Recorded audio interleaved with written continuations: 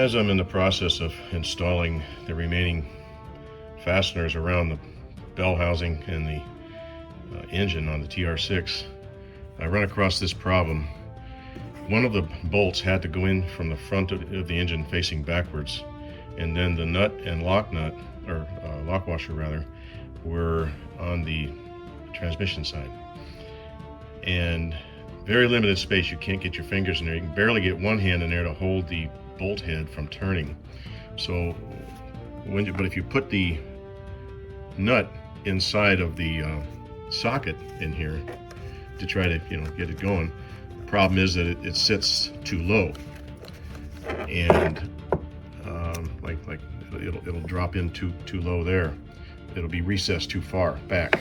So when I tried to use a piece of paper here, and I wadded it up and I put it inside the socket to fill up the void to about here, and then I put the nut right on top, and that works fine. Usually that way it holds the nut closer to the front, which is usually enough just to get it started. As you're rotating, you get a thread or two caught.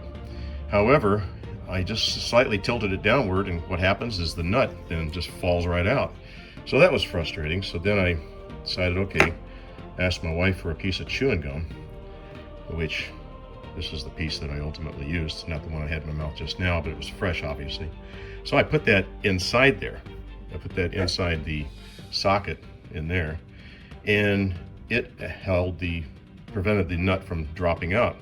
And then once I got it started and I tightened her up, then I just simply pulled it out and then removed the sticky mess.